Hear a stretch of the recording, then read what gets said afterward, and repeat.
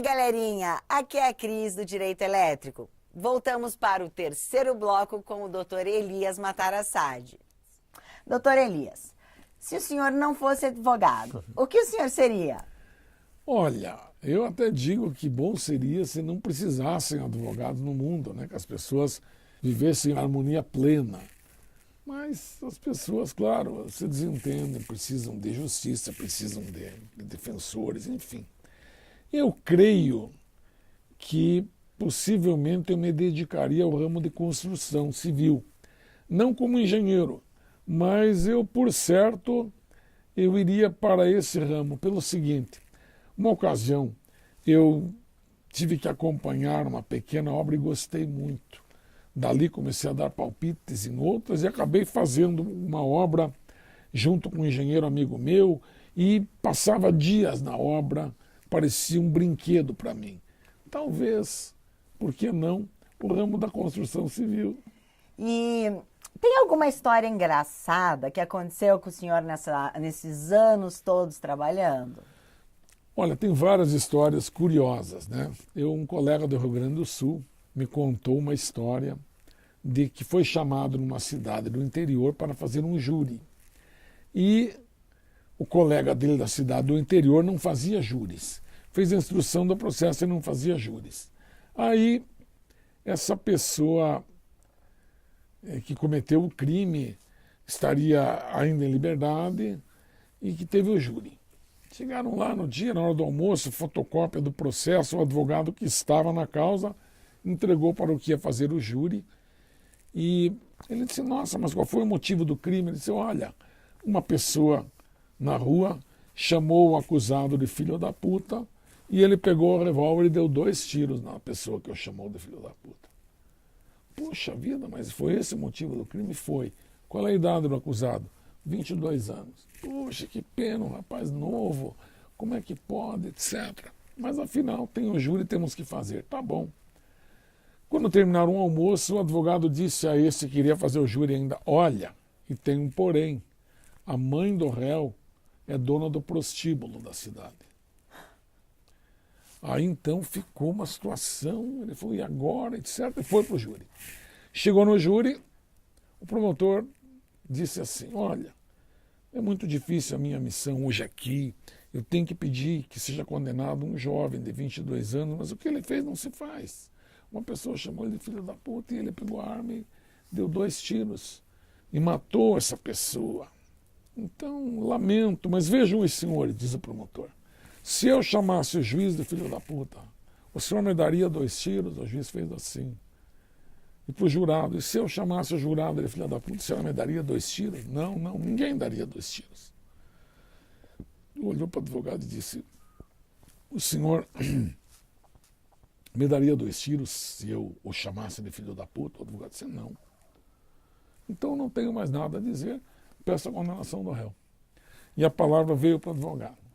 O advogado começou o júri dizendo, olha, eu vim aqui para concordar 99% com o que disse a acusação. E repetiu aquela cena. Se eu chamasse o juiz não me atiraria, etc, o jurado, etc. O senhor atiraria em mim, doutor promotor? Não. Eu disse, então, o 1% que eu discordo deles. Olhou para os jurados e disse assim, os senhores sabem por que nós não atiraríamos quando nos chamassem de filho da puta? Ou se chamássemos de filho da puta, um de nós? Porque nós não somos filho da puta. Ele é. E desde pequeno carrega esse estigma, as pessoas, a sociedade jogando isso na cara dele, etc. Não existia a palavra bullying naquele tempo. Então, ele, não resistindo àquela pressão da sociedade sobre ele, sem culpa pelo episódio da mãe ser dona de um prostíbulo, ele revoltou e deu um tiro na pessoa, 2 e acabou absolvendo o cliente dele.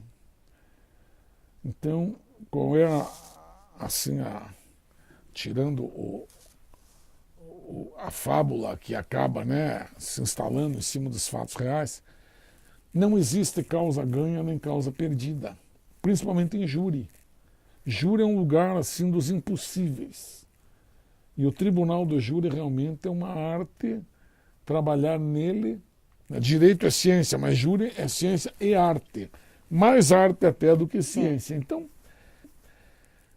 eu, como digo, é importante a vocação. A pessoa tem que ser vocacionada a trabalhar no direito e vocacionada a trabalhar na área criminal.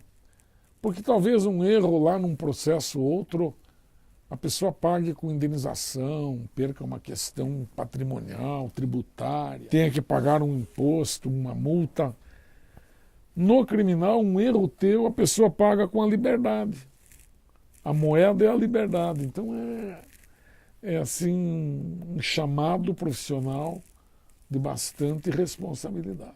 E, doutor Elias, para a gente concluir, o que o senhor tem a dizer para os nossos leigos de plantão?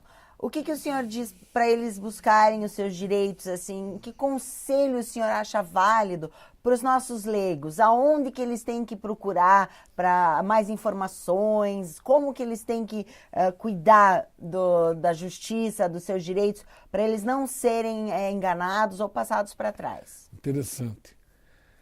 Tem que consultar o advogado sempre. Advogado, advogada. Hoje as mulheres também, tem muitas, e são o maior número que nós homens. Tá? Consultar um advogado sempre. Porque tem um negócio interessante. Às vezes você pensa que tem direito e não tem. Às vezes você nem imagina que tem direito e tem.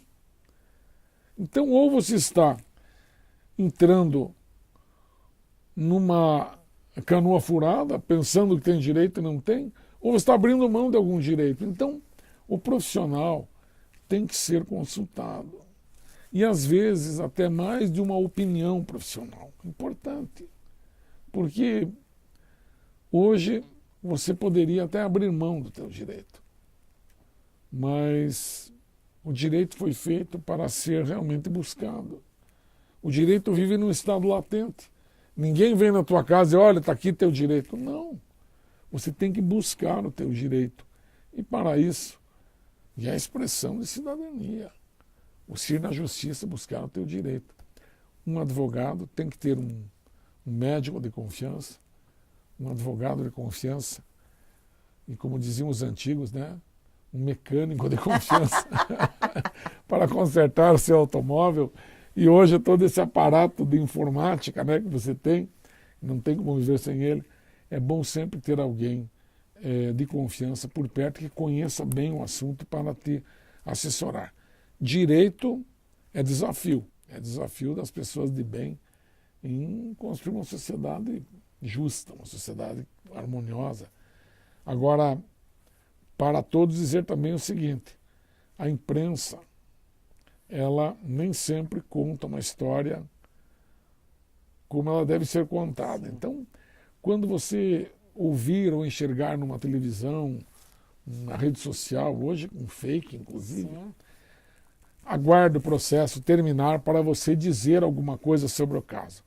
Porque hoje joga-se na mídia e o povo aplaude e parece que aquilo é definitivo, é perpétuo.